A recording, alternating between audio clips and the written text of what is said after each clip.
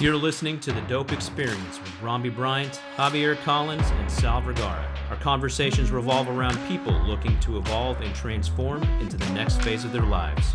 We're here to help them navigate this journey by developing one's perspective every day. Hey, welcome back. Welcome back to the D.O.P.E Experience. My name is Romby Bryant with my co-hosts Sal and Javier. We have a great guest today, and I'm happy to introduce Dr. Barner. He was one of my professors, and if I'm being honest, he was probably my favorite professor when I was back at SMU. So I'm going to give a little bit of information about Dr. Barner, a little bio. He is an organizational development consultant and an executive coach that specializes in helping organizations strengthen their performance of their leaders. Some of the clients he has is Pioneer Natural Resources, United Technologies, Liberty Mutual, GameStop, AT&T, and Disney, just to name a few. He has written 10 books. The subject matter has been anywhere between coaching and team building, and it's been translated into several different languages. For the past 16 years, Dr. Barner served as an associate professor at SMU School of Education and Human Development. Since retiring full-time position last year, Dr. Barner continues to serve as an adjunct instructor with SMU Cox Business School. Prior to joining SMU, he spent 35 years as a talent development leader. He has held top-level talent development positions at several different companies where his responsibilities has involved executive coaching, high potential leader development, succession planning, and talent reviews. Dr. Barner has a master's and doctorate in organizational development, along a second master's in counseling and psychology, and a bachelor's degree in education and psychology. And he was my executive coach or professor at SMU. And when it comes to executive coaching, I look at you as the Bill Belichick of coaching.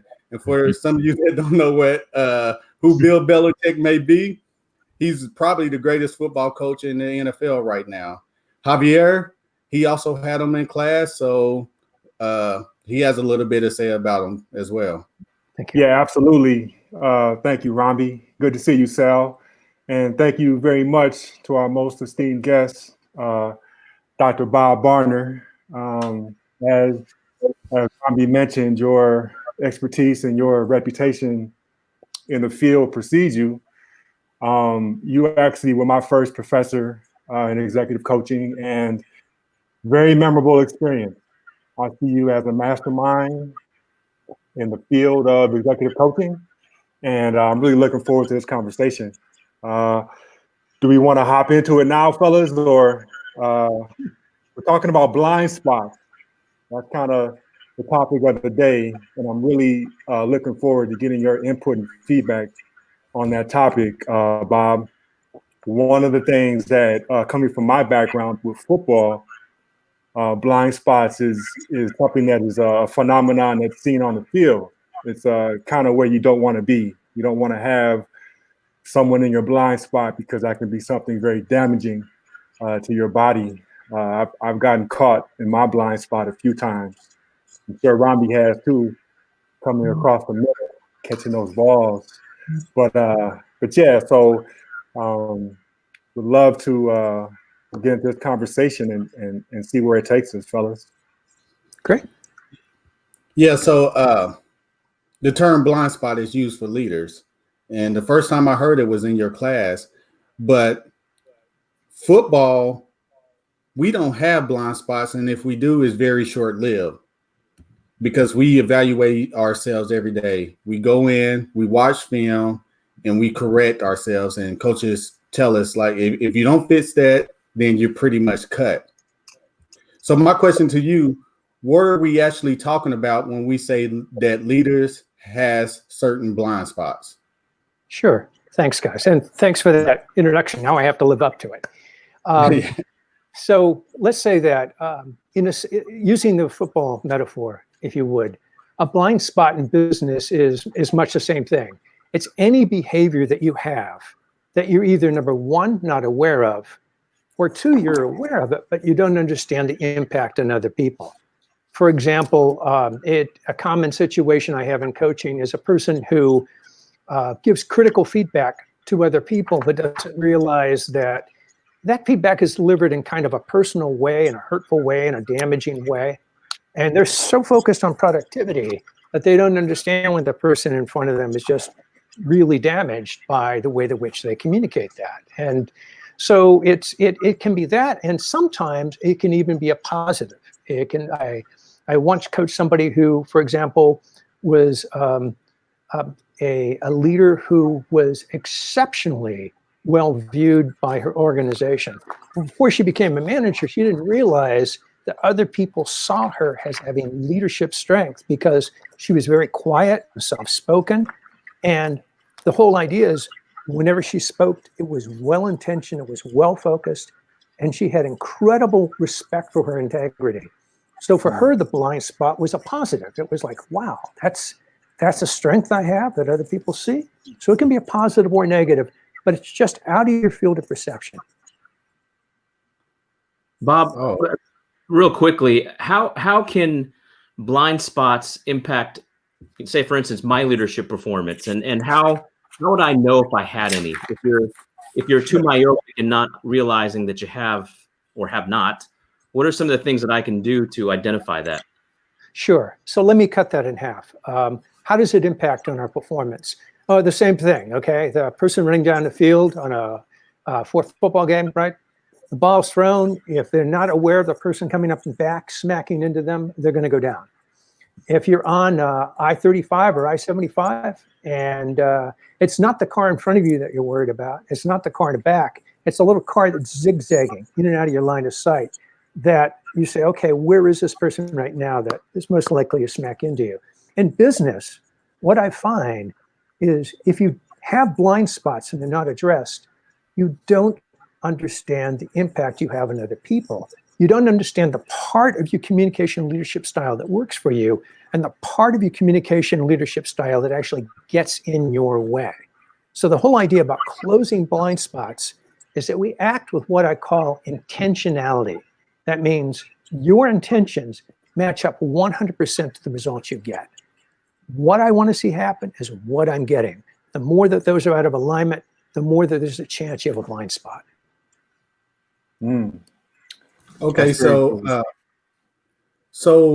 how do you feel about people taking assessments to help with communication with those blind spots? Do you see any benefit in taking assessments? Yeah, I think, and let's talk about assessments for a second. There's two different kinds of assessments. There's the psychological assessments that go on an organization. You have the Myers-Briggs, you have the DISC, you have the Hogan, you have a whole bunch of them. And I know a lot of people use them and I know a lot of people love them. But to me, that's aiming a cannon at a fly. It's a very broad-based piece of data you have about yourself generally, but it doesn't tell how you are perceived in a specific work environment. And that's where precision data comes in.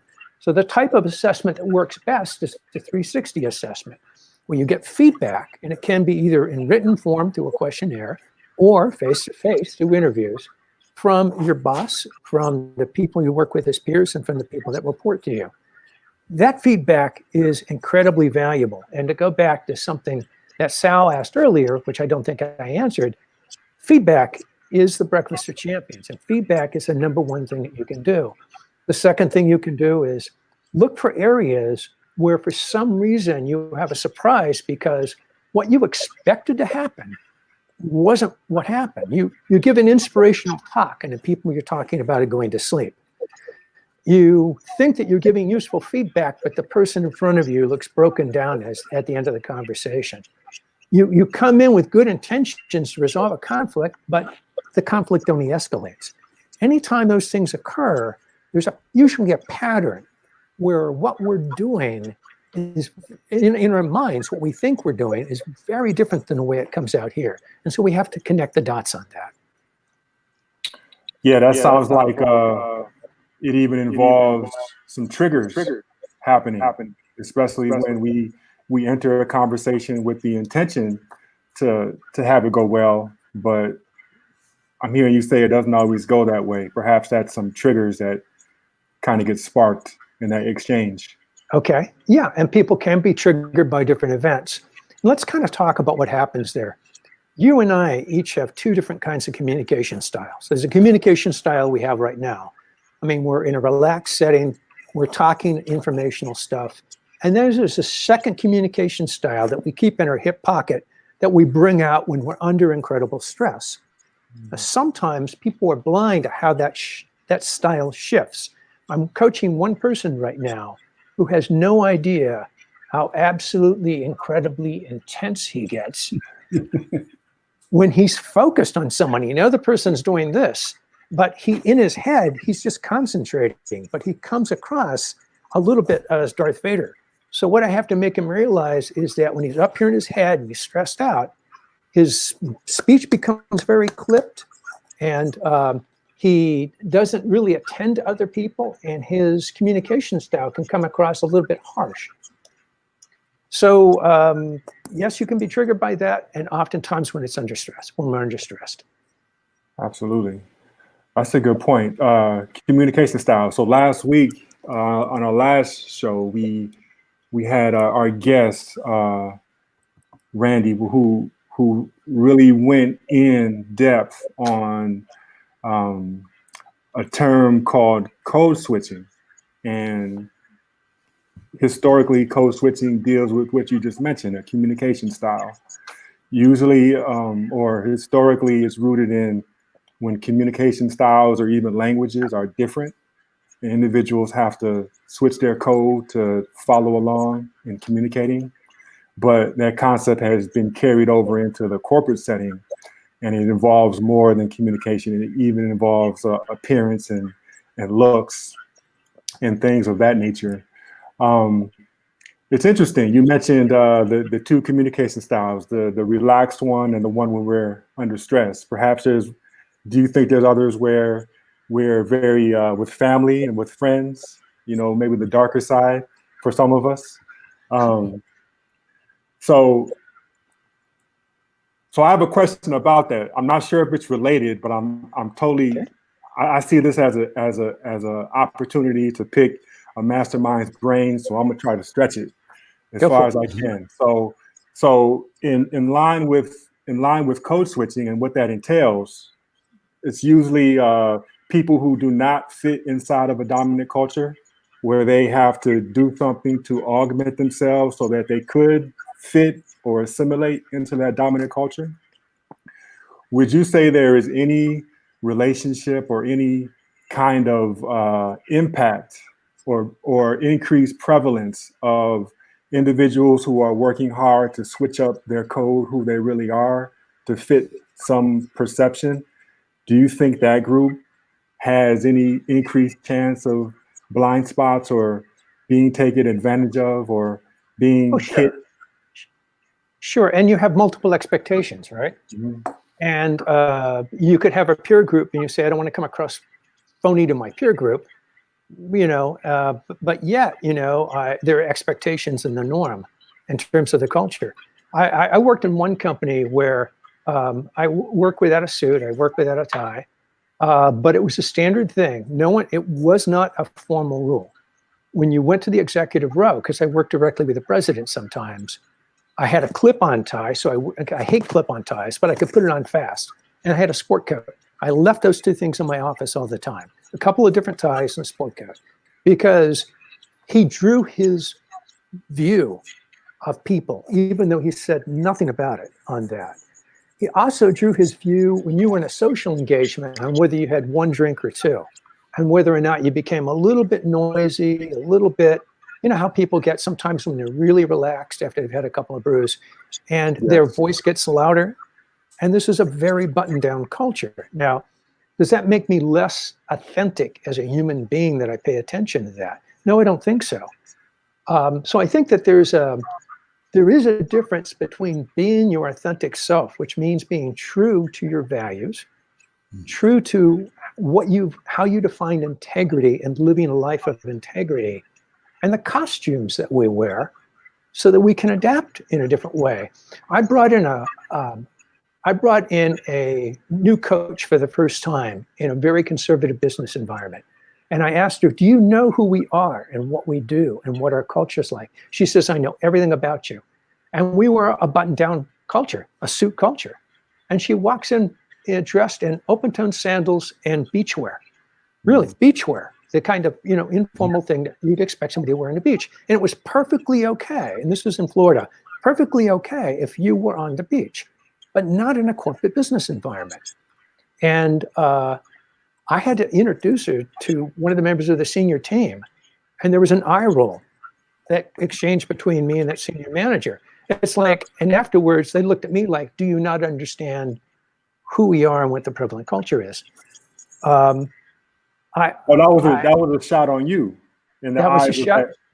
Yeah, because I didn't do due diligence, and usually, I'd meet with the person first. But in this case, I had a call. I said, "Sounds really good. Resume looks good. Good references." And she said she knew who we were. She knew our culture. That's a big deal.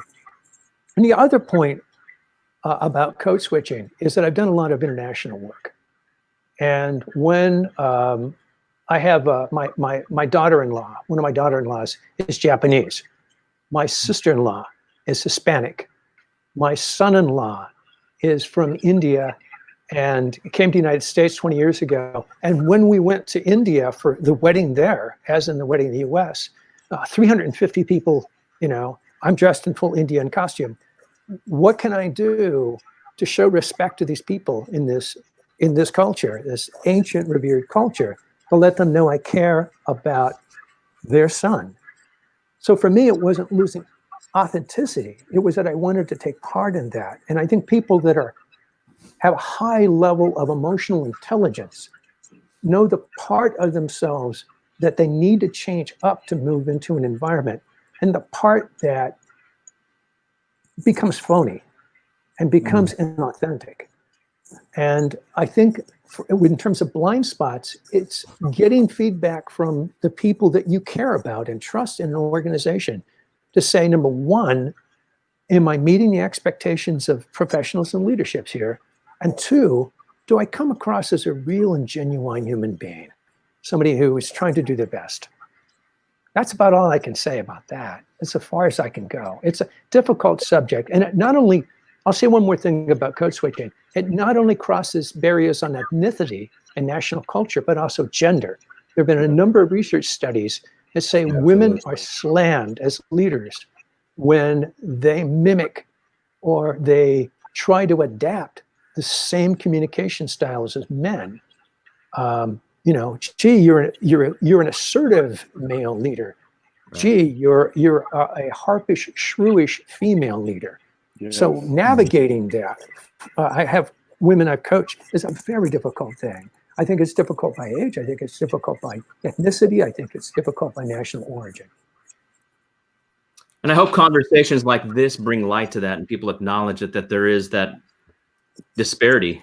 That's unfortunate. I have a question when it comes to a two-part question, really, Bob, is one, what is the common denominator, or is there, for folks that have blind spots? Is it industry? Is it background in life? And then the second part, from a coaching perspective, are they generally amenable to it? Do they have to be talked into it? Or do they acknowledge it and say, oh gosh, I didn't realize that? Or are they, you're out of your mind, and they just have to do it because they're told to do it? I'm just curious of what the acceptability or do they embrace that from a coach perspective? Sure. So let's take those two parts and cut it in half. And the first part is, are they amenable to coaching, right? Okay, so that's one part of what you're asking. And let's say that there are two parts of blind spots. The first part is what I bring to you with the table with my natural leadership and communication style, right? Mm-hmm. The second thing is that a blind spot can emerge if I change the context on you. So for example, I was coaching a person and they said, what's his problem? And he was new to the organization and only been there a couple of weeks. And they said, he's very arrogant and very disrespectful. And I thought, oh, this is a person who's talking down to people, who's condescending. They said, give me an example. And say, well, in staff meetings, he's always texting. He's always doing one of these, texting. So he's multitasking during staff meetings. He didn't give people's full attention. I brought that to his attention and he was horrified because he said, in the company I just came from, everyone did it. You had your laptop out.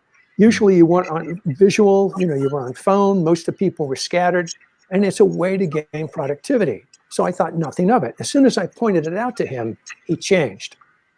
So the other thing about a blind spot, so let me just say that you have to adapt your behavior every time you have a new situation. You have a new team, you have a new senior leader in the organization, or you're in a company where the culture is changing rapidly, or very different from what you've known. The old stuff that you've learned may or may not work there. You have to figure out how it's going to fit. So that's one thing. And Sal, to the second part of your question, there's two pieces of a blind spot. The first is, do I have the insight to know it's there? And I've done 360 reviews with people and I say, here's the feedback you're getting from the people, and their face drops and they're horrified. And they said, how come nobody's ever had an honest conversation with me? And I still feel so bad about this. And that is an easier thing to work with because they really, truly care. No one's just giving them information. Now, the second part is the person who knows it and pushes it out of the way and say, well, it's noise, it's static, it's not important. As long as I hit the numbers, that's the important thing. That's the more difficult person because they're justifying, they're rationalizing in their head that even though they're bumping into other cars on the highway, well, those other cars are smaller than me. I can knock them off the road. Or the important thing is I get to the end in 30 minutes, even if I have a traffic accident.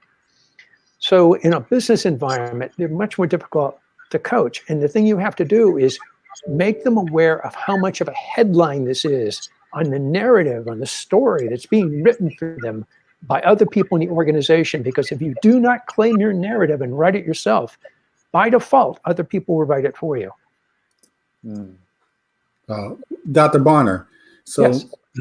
My wife is in a hypo program at her company, Sound Physicians. So she's taken the 360 assessment or had a 360 assessment done, but it came back with flying colors, like 4s and 5s on everything. And I went over it with her, but she feels like she has blind spots. So for someone like her, what can she do to try to see what those blind spots are? Sure. Go back to the 360 and ignore the numbers. Go to the statements at the very end. Usually there's two statements. There's the things, what do you like best about this person's communication style? And what would you like them to change, or how could they get stronger? They tell a story. Now, sometimes the story is very subtle. Sometimes because we don't want to hurt people's feelings, it's what I call the Valentine Index. When you were a little kid, you put a Valentine in everybody's bag so nobody got their feelings hurt. Yeah. Okay, well, sometimes 360s are like that. But when you read the comments, sometimes, for example, mine early in my career is, Bob can be a little intense. That's another way to say Bob could be a pain in the ass. He can antagonize people. He can steamroller through. He'll run right over you. But they didn't say that because they were nice people. So I had to read into that. So that's the first thing. The second thing is she can pull 2 or 3 people that she really trusts aside. And she'll go, I'm really happy with my feedback. I know it's good. If there's one thing that I can do to improve, what would that be? There's a simple exercise that you can do, which is on a positive framework. You can ask 3 people in the organization, when have you seen me at my best? It's called the best reflected self-assessment. And all you ask them to do is give you a specific example. No high level, well, you're good at team building, you're building synergy, creating new paradigms, something like that. One specific example. And if you lay down 9 examples, 3 from 3 different people, you'll see patterns of what works for you the best. So those are 2 things I suggest you do. Oh, okay. And I'll go ahead. Who is about to speak?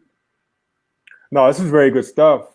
As I said earlier, I regard you as a mastermind in this field. I've learned so much from you. Thank you. From you personally, as well as books you have written. I'd like to, so we're talking about a 360, and not every company utilizes those. Yes. So my question is in terms of today's business culture, meaning that it's more of an entrepreneurial startup culture than it is the established Fortune 100, Fortune 500 culture. Leaders in those smaller, quicker type organizations, what are some ways, if they're not able to leverage a 360 assessment, what are some valuable ways that individuals who want to still grow and want to still scale up those small startup operations, how can they best combat blind spots and becoming a victim of their own blind spots? Sure. So let's just suppose you have somebody who wants to start off in their own business as an entrepreneur, but they're not quite there yet, right? Mm-hmm. So if they go to a couple of people that know them and saying, knowing what it takes to get here, and if you could catalog 4 or 5 different sets of skills, what would those basic skills be? And then say, don't ask them to rate you in them because you're going to be nice. Ask them to rank order them from the top to the bottom. So let's suppose one skill is being able to make a strong business case when you're in front of a group of venture capitalists or any other revenue, crowdsourcing arrangement, whatever that you're going to. Can you Sure. make a good business case and be persuasive as a salesperson? The second thing might be, can you establish rapport? So there might be 4 or 5 categories. I would be asking them, based on that, what is the one improvement you could make that could patch the holes fastest that you might not be aware of? And then the second thing is model the best in the field. Ask them, are there 2 or 3 people that you think are exemplars in this area that you would suggest I watch and see how they do things? Maybe they're doing podcasts like this.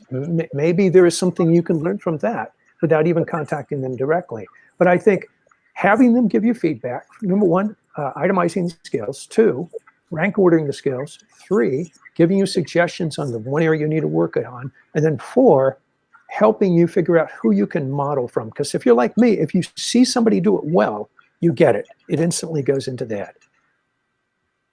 Very good. Yeah. So speaking on the 360 assessment, so say you've done a 360 assessment with a client and you met with them for the first time and you realize that he or she has problems at home and that's why they're behaving a certain way. From a coaching perspective, what would you do? Well, immediately engage in deep therapy with them. Have them hold my hand. I sing Kumbaya. And, I prescribe medications. Obviously, those are the things that you don't do as a coach. Even though I have a master's in counseling psychology, and even though I had my shingle for a couple of years, there's a strong line. And I argue with my coaching friends who have doctorates in counseling and in clinical psychology. Don't wade into that because you don't have the same legal protections that you do as a clinical or counseling psychologist. Somebody has been referred to the employee assistance program, for example. You don't have the same. So you might cross the line in terms of confidentiality and not even realize it. So if somebody brings up a personal issue with me, I want to say, let's talk about how it's impacting you at work. And let's talk about some simple stopgap things you can do to lower your stress level and deal with this. So for example, some things I can do as a coach is I can recommend a couple of meditation apps, things like Headspace, Calm, Buddhify, which have short things. I'm working with a client right now to help bring down their level. Sit in a car, just like I have my headphones on. If you do one of these things, no one knows whether or not you're meditating or listening to somebody talk on the phone, right? Or listening to a podcast. You can do it for 10 minutes, bring your tension level down. The second thing is to get help that the office can't get. And so then I refer them to the employee assistance program, which is, most companies have them, and they're set up not to do counseling, but to refer you over the wall to somebody on the other side to keep your stuff with your family confidential. The third thing I might suggest to them is a lot of times these are people that are so conscientious, they don't take vacation time. They don't take personal time. If you have something happening with your family and it's interfering with your work, especially during these times of COVID, I talked to somebody last week and they've got 2 kids with special health issues that they're worried about. And then their wife had this extremely serious accident. And all of this is happening while they're trying to work virtually from home. I'm saying, man, you need to get yourself a couple of personal days off. Pull back away, take care of your family first. Your business is going to understand it.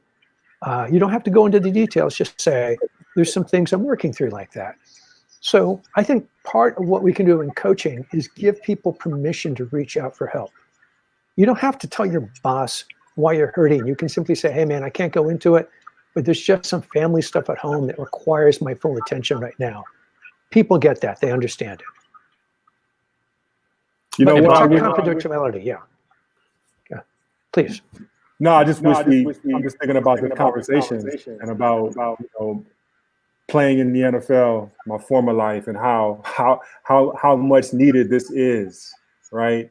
I mean, I can tell you, Romby alluded to it earlier. We have this thing called the eye in the sky, and the eye in the sky is essentially a camera that catches every single step, every single breath during practice, and every inch of that film is watched, right? So you go out there and you go through the motions, and it gets filmed, and then you go into the study room and you watch it, right? And just some of those meetings, right? Coaches are in need of a lot of help. Some of them are, right? From a standpoint of how to engage, and even a standpoint of maybe carrying some potential blind spots that incite some triggers. Well, that's why I think that you two guys, Romby and Oliver, are uniquely qualified. I mean, your experience both as professional athletes in the NFL and with your experience in executive coaching, that's a very powerful combination. I think you can bring that to the table. You empathize, you understand, you've been there, but you can also stand back and use your coaching skills much better than someone like I could. I mean, I feel comfortable coaching in a business environment, but for me to coach an NFL player with no experience as a professional athlete, yeah, my credibility's not there. My experience level's not there. Just like I don't do a lot of work on the public sector side, it's all private sector. Yeah, I think there's a lot of truth in saying strength and vulnerability. In order to be coached, you have to be able to acknowledge some of those weaknesses and some gaps in the way you conduct yourself, the way you communicate. I'm curious, from being a coach, obviously all of us have blind spots. I remember being told years ago, I was telling Javier and Romby, I perceived myself as a certain person, as a leader, and getting the feedback, it was a strike to the heart. This was back in the early 90s, where the response was that they didn't see me as a leader, my colleagues, my peers, and that was really hurtful. But it made me acknowledge, it made me work towards earning that right. So as a coach, as you're coaching people to address blind spots, who's keeping you in check as a coach? How do you make sure that you don't have a blind spot, and who do you turn to? Well, I've transcended all weaknesses. I am the mastermind. Like a true mastermind. And I'm running for office soon, and it's sitting near you. No, I actually have my own coach, and that's called my wife. And we've been together for 36 years. And like I think most relationships that have survived that long, she's also my business partner and my best friend. So if I do something and she's aware of it, she lets me know. If my tension level and stress level, like everybody's during COVID, is up a bit, right? If that's beginning to interfere a little bit with her or with other people, she'll tell me, and she tells me in a loving, caring way. So I think the thing about coaching, if we don't have somebody like that in our life, I always ask people in coaching, who's your best friend? And I'm working with somebody right now, and it's really, really hard because, like you guys, this person was a professional athlete for several years, but was so driven that he said, honestly, Bob, I've never developed those friendships.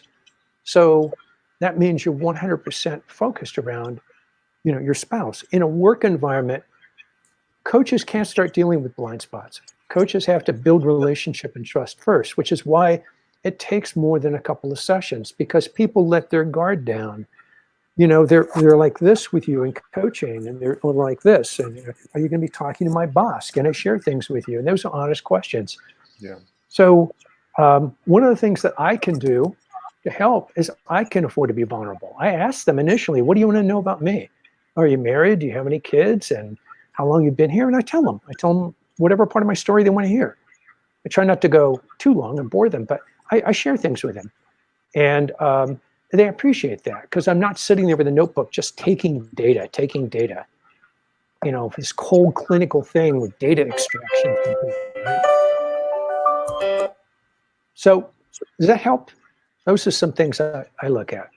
Absolutely. Yeah. Hey, as a football player, and I realized this when I transitioned out to corporate America, or somebody that might be transitioning to a different company, to a different culture, what can an individual leader do to prevent or minimize the impacts of blind spots? Sure.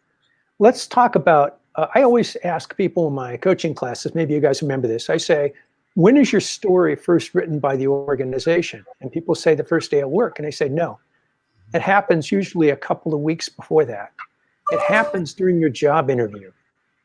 Okay, the person that snubs the administrative assistant as you're walking in to the big boss's office because they're not an important person, people talk about that. The person who gripes because they had to make a last minute change in, you know, the flight arrangements, even though they didn't have any control over that, they talk about that. Wow, I had one person turn around and the first thing he said in the office was, wow, this is a lot smaller than the office I came from. People talked about that. You know, it's like, does this guy have an ego this big? So people like you, Sal, when you're recruiting, okay, you play a very powerful role. Some of the best coaching advice I've gotten were from recruiters who pulled me by the side and said, Bob, I want to give you honest feedback about how you came across in that last job interview. People like you, but people trust you, but people feel comfortable with you, but. And so the one thing I realized is I had to soften up a little bit because I have to show them I'm a professional and technical and I know what I'm talking about. Now, all they got was this stern, firm accountants with no ability to joke or relax or anything. So it was my recruiting, my recruiters that really helped me before I walked in, and I learned to trust them. I learned to turn around even after I got the job, say, okay, I've got the job now. Now give me what I call the warts and all feedback on Bob. What do I need to be careful about? Because I don't want to step in anything. The second thing that you can do is ask for forgiveness. You can walk into imagine a person the first week on the job, part of the conversation is, hey, I'm really new here. And every organization has their way of doing stuff. If you would just give me a little feedback the first couple of days or weeks, if there's anything I'm tripping over, you know, that would be really helpful. I'd appreciate hearing from you as somebody who's survived and done well here. And people will do that. But there is such a need to impress people. And we're so worried about the image that it backfires. They go in a back room. They try to create this big change plan. They don't vet it with anybody. They don't ask for feedback. They're moving around with their elbows, knocking people around. Hopefully, they have what we call a transitional coach to help them in that role. Sometimes the internal HR or talent development person takes on that role. But even before then, best source of feedback, get it from people that are interviewing you. I say, suppose you don't go through a recruiter. Well, you go into an organization, you didn't get the job. Ask someone that you know in the company who's talked to one of the people how you came across. Not why you weren't hired, because it might be technical skills, but how you came across. So give that person honest feedback to share back with you. That's a great topic, Romby, that you brought up. I'm having a guest at one of my events coming up, Larry Sherrill, and he's talked about creating a personal board of directors. So very similar to what you're talking about, trusted individuals who will give you objective perspective, give objective feedback on you as a person. And this is more so for a professional transition to a different job. But I think this is applicable in life of just how you conduct yourself, how you communicate. So internal board of directors, I think that's a great segue, if you will, to what you just said. Just real quickly, since you and I both share HR backgrounds, during COVID-19, what do you think, just real quickly, what is the biggest challenge for HR right now? I think there's two things. I think the first thing is keeping connected with people. And that is, it's so easily to become dispirited, despondent, feeling lonely, feeling cut off. Zoom calls and things like this are great, guys, but it's not enough, right? Mm-hmm. So I've had some people who are doing things like virtual happy hours on Friday, right? So it's the end of the week at 4 or 5 o'clock, instead of meeting at a bar, meet at the pool or at the balcony, everybody with their drink in hand, and they chill and they relax and they talk with everybody. It doesn't have to be an alcoholic drink. So any way that you can stay connected, that's number one. And the second thing is over communicate, because not everyone's going to get the email. If you're going to be videotaping something like this, archive it. Provide links to people so no one feels like they've messed out. Make sure that people are in their teams talking to other folks. I have some people who are working with interns right now from different colleges. And so this year this is an investment company. They have not brought the interns down to Dallas. The interns are all over the US. Well, that's good because they're safe. But the bad thing is they feel cut off from the organization. So what they're trying to do is create kind of a welcome greeting. So they'll put them on a Zoom call, not for business stuff, but just to introduce them to a couple of people and talk informally and say, oh, so you're up in Michigan or you're in Colorado. Tell me about where you're living and what that's like right now. And you talk informally, you make a relationship, you feel more comfortable when you pick up the phone with people. And those are big things, small things that are overlooked, but big things actually HR can do. Thank you for saying that. Yeah. Yeah, it's a tough time we live in, guys. And I think one of the things that's going to happen is it's going to be a test for leaders in terms of who is flexible and who is not. So those people that can marshal their skills and show that they can adapt, I think will emerge out of here in a very good place. Absolutely. Adapting with agility and balance. That's the order of the day. Yeah, let's not adapt and then fall on our faces. This has been a wonderful, wonderful conversation, Dr. Bob. I want to thank you for your time and for your input. This is a part of the show where we go into our DOPE recommendations, and we have a book or a quote or a movie or something that our audience can tap into that will create a lasting impression, especially with what's going on today with some of the COVID that we kind of begun this with and how things have kind of progressed since then. And it's just a time of caring. We all need to have someone who's caring in our lives so we can care for ourselves. And here on the DOPE Show, we believe that sharing is caring. So, Sal, can you set us off today with our DOPE recommendations? Yes. So today, instead of a book, I have a quote. And my wife asked me something this weekend, and I quipped back real quickly. I said, well, I was born ready. And so that brought me back to what my boss years ago had told me before a call or before an appointment. We'd go on road trips. He just said, stay ready so you don't have to get ready. And I know that seems like a simple recipe. It's easier said than done. But in whatever in life, be it business or your elevator pitch, from a recruiting perspective, if you're in transition, just be prepared. And I know that's easier said than done, but with this extended and elongated time off, I think it's a good time to kind of prepare yourself and just stay prepared so you don't have to get ready. So that's my DOPE recommendation. Awesome. Romby, what you got? So my DOPE recommendation, the name of our show is Developing One's Perspective Every Day. We have Dr. Barner on here, so I recommend his book, Accelerating Your Development as a Leader. And it's only right. My wife used this book, by the way, Dr. Barner, in her hypo program. She referenced this book a lot throughout the projects that she had. Yeah, a lot of the books that you recommended to me, she used in her hypo program because they had them do a lot of assignments. So thank you for that. And my wife thanks you as well. What a plug. What a plug. And hey, that's good stuff, Romby. You bringing the book. I have a book title too, but I don't have the book with me. I just way to blindside me with that.